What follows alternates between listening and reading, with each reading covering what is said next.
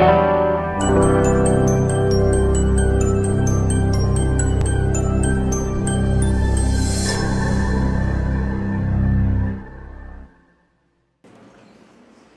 que você abra a Bíblia lá em Tiago, capítulo 1. Tiago, capítulo 1, versículo 19 até o versículo 27. A palavra do Senhor diz assim: Sabeis estas coisas, meus amados irmãos. Todo homem, pois, seja pronto para ouvir, tardio para falar, tardio para se irar, porque a ira do homem não produz a justiça de Deus. Portanto, despojando-vos de toda impureza e acúmulo de maldade, acolhei com mansidão a palavra em vós implantada, a qual é poderosa para salvar a vossa alma. Tornai-vos, pois, praticantes da palavra, e não somente ouvintes, enganando-vos a vós mesmos. Porque se alguém é ouvinte da palavra e não praticante, assemelha-se ao homem que contempla no espelho o seu rosto natural, pois assim mesmo se contempla e se retira, e para logo se esquece de como era a sua aparência. Mas aquele que considera atentamente na lei perfeita, lei da liberdade, e nela persevera, não sendo ouvinte negligente, mas operoso, praticante, esse será bem-aventurado no que realizar. Se alguém supõe ser religioso, deixando de refrear a língua, antes enganando o próprio coração, a sua religião é vã. A religião pura e sem mácula para com o nosso Deus e Pai é esta: visitar os órfãos e as viúvas em suas tribulações, e a si mesmo guardar-se incontaminado do mundo. Meus irmãos, carta de Tiago, a sabedoria na medida certa. Esse é o tipo que eu quero falar e pregar e dissertar nesta noite. Eu quero dividir a história da igreja, são 2000 anos de história. Eu quero dividir nesta noite a história da igreja em 4 partes. Primeiro, o primeiro século da igreja é chamado o século apostólico. O apóstolo João nos é informado que veio a falecer no final do século I. Então, primeiro século, século apostólico. A igreja pode repetir comigo? Primeiro século. Então os apóstolos eram aqueles que detinham e pregavam, e aqueles que faziam a palavra, pregavam e faziam a obra de Deus efetivamente. Bom, os apóstolos morreram. Então surge na história da igreja um segundo período, que é chamado período dos pais da igreja, que dentro da história da igreja é chamado patrística. E daí nasce o termo padre. Padre é pai. São os pais da igreja. Por isso que a igreja co-irmã romana atribui aos seus sacerdotes o título de padre, que vem do latim patris, que significa pai. Pois bem, esse período durou aproximadamente 200 anos. Então, nós já caminhamos 300 anos, 100 de apostolado e 200 de patrística. Aí então começa o período universal romano que todo mundo conhece. Então nós temos agora um terceiro período, que é o período imperial, quando a igreja então passa a ser estatizada e controlada pelo Império Romano. São 3 períodos. Quando chega no século XVI, por ordem de um monge que se incompatibilizou com a igreja imperial romana, ele dá então um grito e ele brada contra os desmandos da então igreja e afixa na Catedral de Wittenberg 95 teses contra os erros romanos, que não vale a pena a gente dissertar quais são.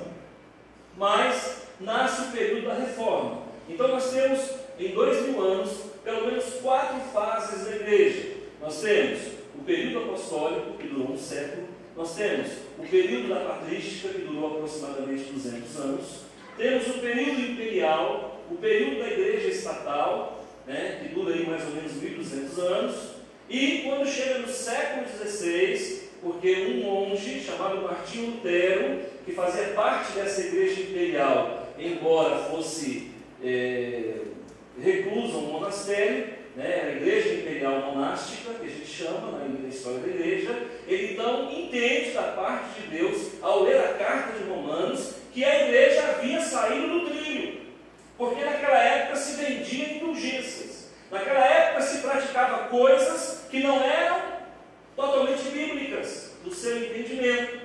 Então ele afixa as 95 teses da Catedral de Wittenberg e estabelece sola gratia, sola fides e sola fé, só a graça de Deus, só a fé e só a Escritura. E a tradição da igreja, desses 1.200 anos de período imperial, é descartada na reforma, e a reforma então, a igreja reformada começa a caminhar dentro de uma visão ortodoxa, onde os 66 livros dão base para uma igreja reformada. Quem entendeu, levanta a mão. Ótimo. E aqui nós temos, irmãos, um homem que no período da patrística, então vocês estão entendendo, o segundo período, o período dos pais da igreja, eles diziam que esse Tiago era irmão de Jesus. Há evidências, há registros históricos de que esse Tiago, que eu fiz menção agora, que nós lemos a carta, ele era irmão de Jesus. Depois veio algumas dúvidas, se é esse Tiago que era irmão de Jesus, ou se era o Tiago que morreu em Jerusalém. Tinham 2 Tiagos, pelo menos. Então ficou essa dúvida, afinal de contas, quem era irmão de Jesus? Era esse Tiago, ou era o Tiago que foi martirizado por Herodes? Bom, não vamos entrar nessa discussão. Mas uma coisa é certa, esse Tiago aqui escreveu uma das cartas mais práticas que a Bíblia possui. Não tem ninguém mais trivial no sentido de mais preciso, mais prático, mais sapiencial do que esse homem Tiago. A carta dele é para o dia a dia da nossa vida. Uma coisa se sabe quando se lê a carta de Tiago no original. Ele tinha conhecimento vasto do grego. Ele era um apóstolo, ele era um escritor, ele era um evangelista que tratava com propriedade o grego, porque ele era vindo possivelmente de uma família helenista, não sei, mas era um homem que tinha uma grafia muito bem elaborada, uma gramática muito bem corrigida. A carta dele tem essa característica. Ela resgata alguns conceitos do Antigo Testamento, e ao mesmo tempo ela estabelece uma prática diária do Evangelho de acordo com as necessidades do povo naquela época. Se você observar bem aqui, você vai ver que ele está dando uma orientação precisa para como o crente deve viver. E ele acaba estabelecendo um princípio de sabedoria, e ele coloca para nós aqui nesta noite um entendimento de que a sabedoria para nós precisa vir na medida certa. E eu vou falar hoje para você exatamente o que você precisa ouvir. E eu sei que você vai sair daqui refletindo nessa palavra, meditando nela, e ela não vai sair do seu coração. Amém? Ele está falando aqui, irmãos, que nós devemos viver uma religião sem mácula. O que é mácula, igreja? Sem pecado. Nós devemos viver uma religião sem mancha. Por quê? Será que existe alguém que está vivendo uma religião com mancha? Sim ou não? Claro! Tanto está que Martinho Lutero, no ano de 1516, vai lá e brada contra os erros da igreja. Eu estou até achando que está precisando, viu, de um segundo Martinho Lutero. Eu estou achando que a igreja evangélica está precisando de um novo Martinho Lutero. Porque também está começando a sair do trilho e já não saiu. Então, irmãos, qual que é o perigo de nós vivermos no Evangelho e vivemos uma religião falsa. E aí vai cair naquele filão da palavra, quando Jesus diz: apartai-vos de mim, porque eu não vos conheço. Senhor, mas em teu nome expulsamos demônio. Vocês expulsaram o demônio porque vocês usaram o meu nome. Meu nome serve até para expulsar demônio. Mas na verdade eu não vos conheço. Apartai-vos de mim, para onde vocês vão haverá choro e ranger de dente. Ponto final. Agora, como é que eu faço para viver uma fé, numa religião, viver uma prática de religiosidade sem pecado? Eu às vezes me assusto com os destinos da igreja. E hoje eu falava com o pastor Paulo, falava: pastor, eu não tenho tanta certeza se a igreja não vai passar pela grande tribulação mais. Porque a igreja tem aberto alguns precedentes perigosos. Eu vejo uma igreja política, eu vejo uma igreja complacente com o pecado, eu vejo uma igreja que prega um evangelho social, eu vejo uma igreja que não tem coragem de fazer como Martinho Lutero, bradar contra os erros. Pastor, todas elas são assim, evangélicas? Não, irmãos. É por isso que nós estamos aqui, para falar justamente de manchas que têm entrado, de nódoas que têm entrado no seio da igreja. Queridos, eu não posso vir aqui com medo de pregar a palavra. Eu não posso subir aqui, com um cuidado de pisar em ovos, porque eu não posso falar tal coisa, porque vai ferir o irmão. Eu não posso, irmãos. Porque o meu ministério não pode estar à mercê de A ou de B. Quem me chamou e quem me aprovou, quem me comissionou e quem me envia é o Todo-Poderoso. E eu preciso falar por Ele, porque Ele não vai descer aqui para falar. E Ele não vai mandar anjo aqui para falar. Aliás, um anjo, segundo a palavra de Deus em Apocalipse, aqui sou eu. Eu é que tenho que fazer as vezes, porque de mim será cobrado o sangue de cada um de vocês, caso eu fale.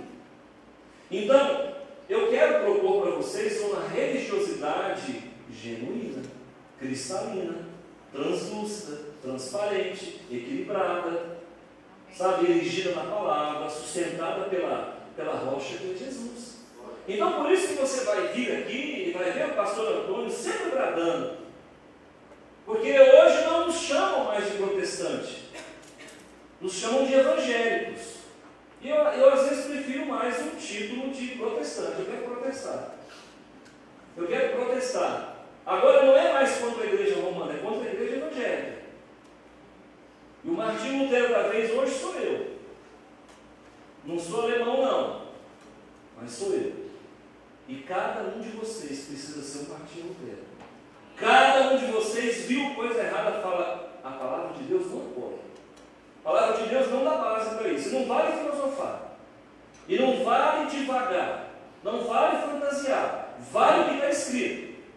Então Deus não quer que você exerça uma religiosidade mentirosa, enganosa, profana. Então, pastor, o que eu tenho que fazer? Nesse pequeno texto, eu dou a receita. Com essas poucas palavras que nós lemos aqui, eu sou capaz de falar uma noite inteira para vocês aqui, sem fugir do tema. Eu quero trazer para você uma sabedoria, balanceada para você. Eu quero que você receba na medida do que você precisa. Que você receba uma palavra que venha justamente colocar você a par, em condições de exercer um evangelho, de exercer uma religião sem mácula, sem mancha. Aqui diz assim, no versículo 27, vou começar de trás para frente. No versículo 27, diz assim: a religião pura e sem mácula para com o nosso Deus e Pai. Então grave uma coisa: a sua religiosidade não é para o seu irmão, é para Deus. A sua religiosidade não é para o seu pastor, é para Deus. A espiritualidade que você ostenta é para Deus. Então, qual é o fundamento desta religiosidade? Preste atenção: visitar órfãos e estive doente e não me foste ver. Estive preso e não me visitastes. O resumo da ópera, irmão, o resumo de tudo isso que eu estou falando é que a tua religiosidade, que a tua fé, que a tua igreja requer de você que você não se esqueça dos menos favorecidos, por favor. Quanto tempo a igreja evangélica, irmãos, ficou espiritualizando, achando que não precisava mais ter obras. Quanto tempo a igreja evangélica ficou criticando as obras, quando a palavra de Deus é muito clara: cuida das viúvas, cuida dos órfãos, cuida da criança abandonada. É por isso que a igreja precisa ter trabalhos sociais. É bem verdade que nós não vamos resolver o problema do mundo, mas isso não nos dá o direito de não fazermos nada. Então, queridos, eu quero em Cristo Jesus que nós, como comunidade, venhamos a crescer, mas que os trabalhos sociais não parem.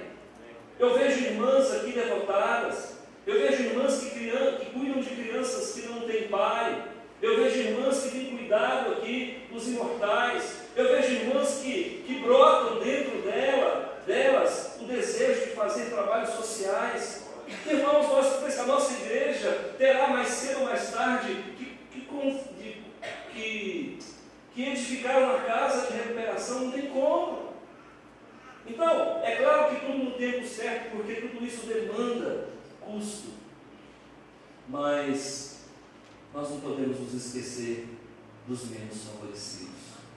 O que muita gente não sabe, normalmente se prega que Sodoma e Gomorra foi destruída por causa do homossexualismo. Mas esse não foi. Se esse foi o motivo, esse não foi o único motivo. Um outro motivo que agrediu a Deus foi a falta de amor aos necessitados. Isso está grafado na palavra. Então, por favor, ajude os necessitados. Sabe, faça o que você puder para ajudar aqueles que precisam de ajuda, de um alimento, de uma roupa, de um remédio. Veio até você, irmão, mata no peito e abençoa. A verdadeira religião tem que pregar isso. Está aqui na carta de Tiago. Segundo fundamento dessa verdadeira religião, dessa religião sem mancha: a si mesmo guardar-se incontaminado do mundo. Então preste atenção. 2 pilares se levantam nesta pregação. Primeiro, cuide dos necessitados. Quem entendeu, levante a mão. Amém. Religião sem falsidade hoje. Cuide dos necessitados. Segundo pilar, não se envolva com as coisas do mundo. Não se envolva com os prazeres do mundo. Não se envolva com as perdições do mundo. Não faça consórcio com prazeres desse mundo. Isso passa e as consequências ficam. Qual é o papel da verdadeira religião? Te ensinar a ser santo a cada dia. Qual é o papel da verdadeira religião? Te ensinar a cuidar dos necessitados. Amém. Irmão, se eu vier aqui e eu não pregar um evangelho como este, por favor, chame outro pastor. Mas chame um pastor. Porque de charlatão chega. De gente que quer levar vantagem, chega. De gente que tem construído impérios para si. Porque se pelo menos fossem impérios para a comunidade, não, mas são impérios pessoais. São interesses pessoais. E vem com toda uma argumentação muito bonita de se ouvir.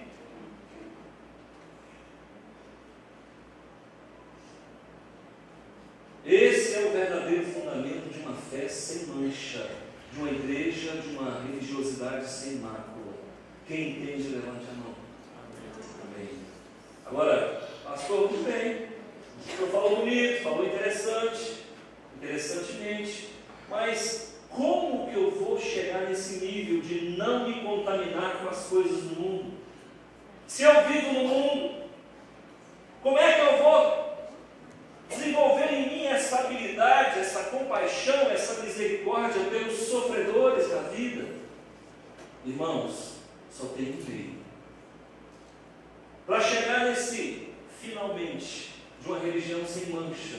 Só tem uma forma. E a forma é essa, que você se encontra agora, sentado a princípio ouvindo a palavra. Então eu vou mostrar para você os 3 degraus que vai te fazer um cristão que, quando você descer a sepultura e você chegar na presença do Senhor, se eu já estiver lá, estarei te esperando. Se eu não estiver, me espera no portão. Olha o que diz aqui, irmãos. Vou te ensinar rapidinho. Ó, sabeis estas coisas, versículo 19. Meus amados irmãos, Tiago falando com a igreja. Todo homem, pois, seja pronto para ouvir. Quem é pronto para ouvir, levante a mão. Primeira coisa que você tem que gravar na sua vida. Pastor, eu quero desenvolver uma religiosidade sem mancha. Então, meu amigo, seja pronto para ouvir. Você veio aqui para ouvir. Eu vim aqui para falar. Mas eu vou falar o que eu ouvi. O que eu ouvi dele, eu falo para você. E o que você ouvir de mim, fala para o outro. Não quebra essa cadeia. Então, seja pronto para ouvir. Fale menos. A gente fala muito. Tem gente que fala demais. Nesse curso que nós fizemos, irmãos, eu fiquei abestalhado.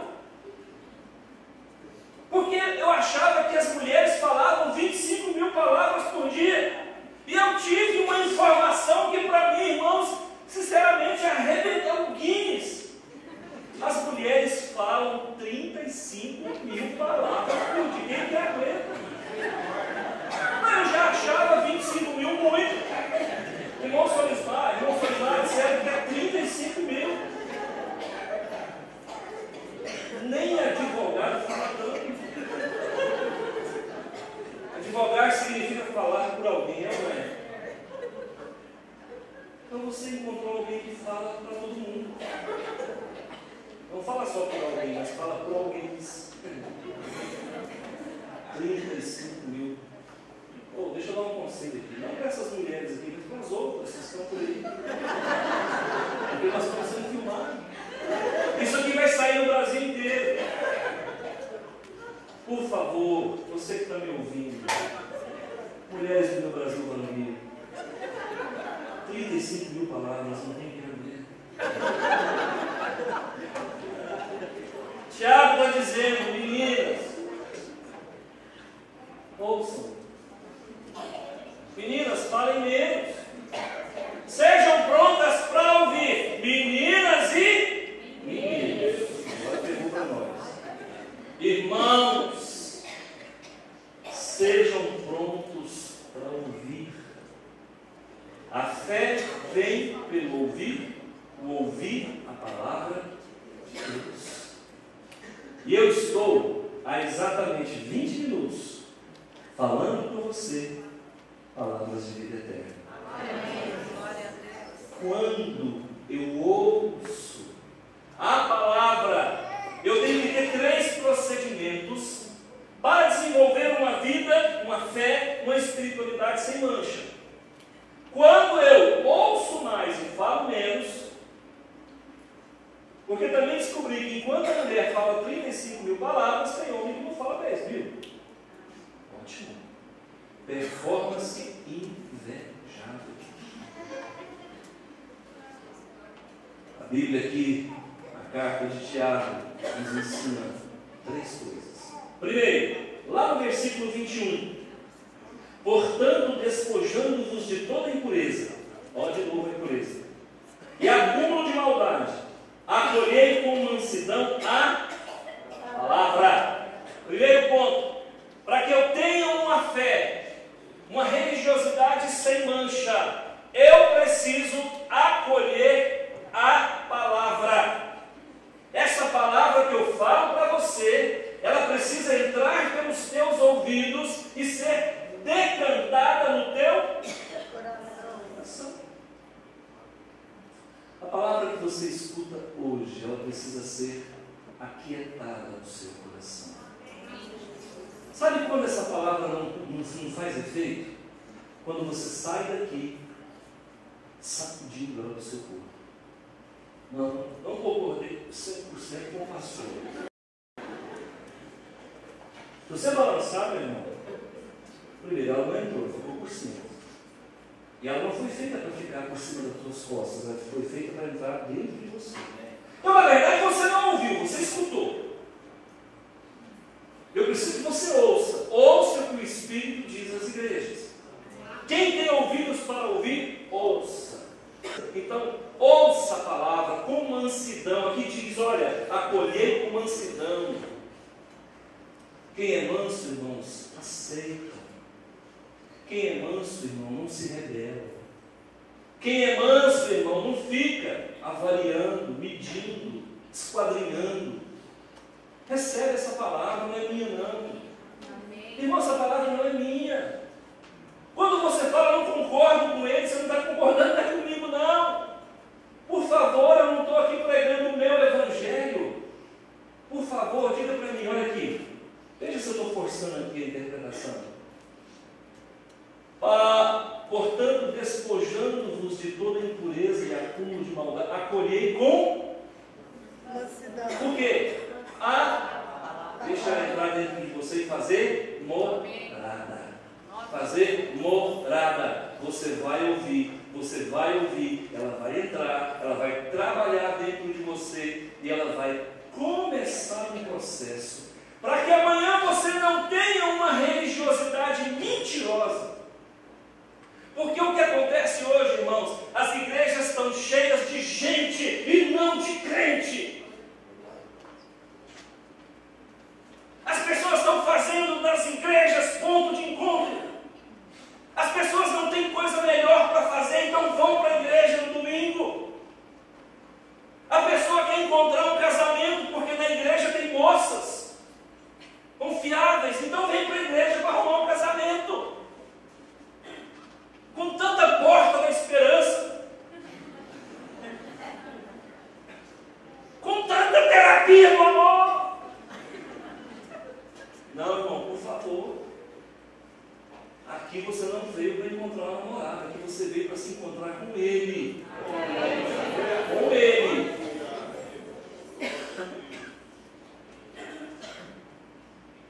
Então, para que eu possa exercer uma religiosidade sem mancha, primeiro, acolha a palavra de Deus no teu coração. Amém.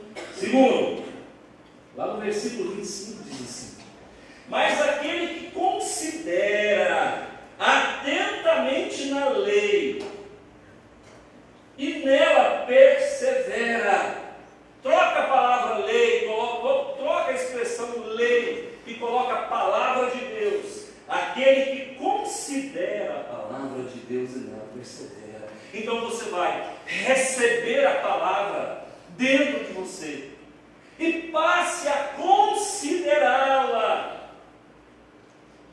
Passe a ruminar aquilo que você recebeu. Passe a elaborar, a digerir o que entrou pelos seus ouvidos.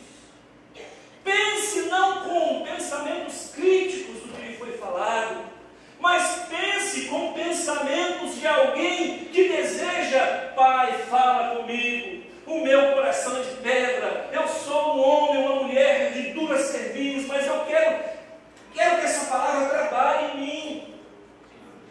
Considera o que você está ouvindo, deixa isso oxigenar a tua alma, deixa isso oxigenar o teu ser.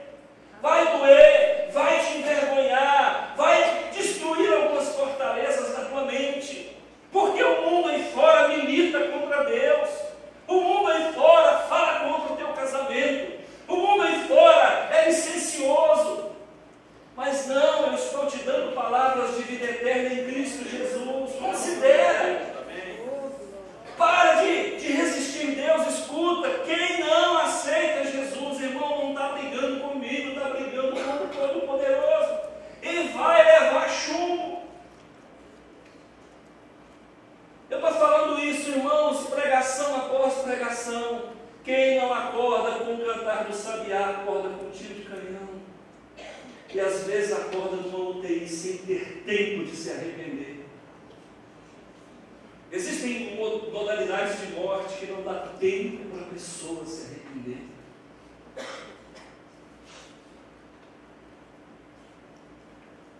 Considera a palavra de você ouve. Eu falo isso e fico sentindo a presença de Deus. Amém. Eu sei que você não aguenta uma unção dessa, você derrete. 3. Lá no versículo 22. Tornai-vos, pois, praticantes da palavra. Então a primeira coisa que você vai ter que aprender para ser um crente de verdade, não um quente. Primeiro você vai acolher com mansidão. Segundo, você vai considerar essa palavra e perseverar nela. Terceiro, você vai praticar. Praticar. Quem tirou carteira de motorista e nunca dirigiu, levante a mão. Pode fazer de novo. Pode fazer. Esqueceu. Então, ouve a palavra, pratica ela. Nós não estamos te oferecendo, nós não estamos te exigindo nada em troca. Irmãos, nós somos tão sinceros com você. Irmão, você pensa que nós queremos o seu dinheiro, nós não queremos o seu dinheiro. Quando você oferta aqui, você está pensando na sua vida, meu filho. É você que está sendo abençoado. E é a palavra de Deus que diz: trazer todos os dízimos da casa do tesouro, se eu não fazer prova de mim, se eu não vos abrir as comportas do céu. De vez em quando eu encontro gente, você, pastor, eu não concordo com o dízimo. Problema seu. Eu concordo. Problema seu. Pastor, eu não concordo com certas coisas. Problema seu. A tua briga não é comigo. A tua briga é com Deus. Você vai entender. Você vai entender. Então, irmãos, pratica a palavra. Quem crê em Jesus e for, tem que batizar, meu amigo. Olha, pastor, mas salvação não dá no batismo para Jesus. Mas nós somos obedientes à palavra. Irmão, eu tenho falado aqui, gente, vem para a escola bíblica. Gente, vem para a escola bíblica. Gente, eu não sou José, a voz que clama no deserto, não.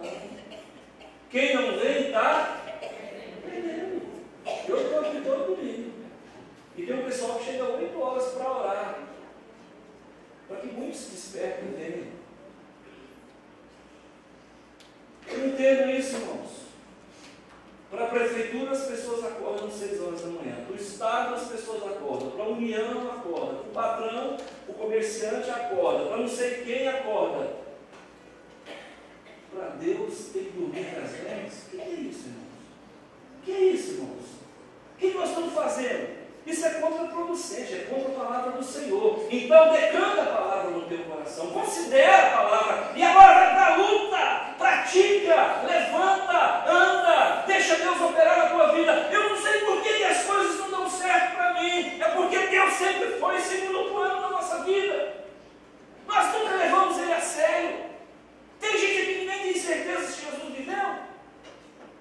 Tem gente aqui que nunca nem considerou o que é a ressurreição. Tem gente aqui, irmãos, que está, sabe, precisando se reorientar. Então, por favor, meu irmão e minha irmã, religiosidade falsa não. Religiosidade mentirosa não. Porque Jesus disse que os religiosos mentirosos, as meretrizes e prostitutas, vos precederão no céu. Jesus disse: olha, vocês são sepulcros caiados. Vocês me honram de lábios, mas o coração de vocês está longe de mim. E eu digo, irmãos, não é esse rebanho que Jesus quer. Eu também não desejaria ter esse rebanho. Por isso eu trago uma palavra dessa. Uma palavra, irmão, que pode não ser o que você quer ouvir, mas é uma palavra que vai te levar a crescimento, a reflexão. Eu sei que muita gente vai sair daqui falando: gente, eu estou cansado de ouvir essa boca do pastor. Então, irmão, se você cansou, muda. Porque senão você vai ficar doido, porque eu vou continuar falando. Eu só sei pregar isso. Eu não sei pregar que você vai ficar rico. Eu não sei pregar que você vai ficar mais bonito. Eu não sei pregar que você vai conseguir uma namorada, um casamento. E olha que eu sou bom nisso, gente. Fazer casamento. viu a moça com ele, pastor, olha para mim casar. Eu falei, tá bom, minha filha. Passava uns dias, pastor, calma, filho, não tem essa não, né? Pastor, não tem pastor, eu falei, calma, tem coisa que é mais difícil. Ela me chamou de feio, eu falei, não, filho. Então, irmão, tem situações que demoram, mas vai dar certo, vai dar certo. Amém. A sabedoria na medida certa é não ser um falso crente. A sabedoria na medida certa é não viver uma religiosidade mentirosa. E para isso você precisa ouvir. Para isso você precisa considerar a palavra. Você precisa, queridos irmãos, deixar ela aquietar no teu coração e praticá-la todo dia. Guardei no coração a tua palavra para não pecar contra ti. Santifica-os na verdade, a tua palavra é a verdade. Lâmpada para os meus pés é a tua palavra, luz para os meus caminhos. A palavra de Deus é viva e eficaz e mais cortante do que qualquer espada de dois gumes e penetra até a divisão da alma e do espírito e é apta para discernir pensamentos e atitudes do coração. Então, meu irmão, viva dela, deixa ela operar na tua vida. Amém? Eu quero orar por você, em nome de Jesus. Eu não sei quantos faltam para completar o número dos que vão subir, porque eu sei que na hora que completar, Jesus volta. Pai de amor, em nome de Jesus, recebi uma informação no sábado, que crianças que estão nascendo na Europa, em hospitais públicos, já estão sendo chipadas. Não vai tardar, todo ser humano será chipado. Por que os médicos, os cientistas, insistem tanto em colocar esse chip na mão, na testa? Toma cuidado, está chegando a hora. Na hora que a igreja for tirada, haverá muito desespero. Pessoas vão sumir, pessoas vão desaparecer, aviões vão estar desgovernados, ônibus estarão sem motorista, sem cobrador, sem passageiros. Os túmulos vão se abrir, diz a palavra. Muitos túmulos serão arrombados. Muitas crianças serão levadas. E eu te pergunto, como é que você tem tratado as coisas de Deus? Até quando? Até quando cocheareis entre dois pensamentos? Se Baal é Senhor, servi a Baal. Mas se Jeová é Senhor, servi a Jeová. Oh meu Deus, entra por essas portas e janelas. Unção poderosa do Altíssimo envolve a tua vida. Unção poderosa do Senhor alcança a tua vida.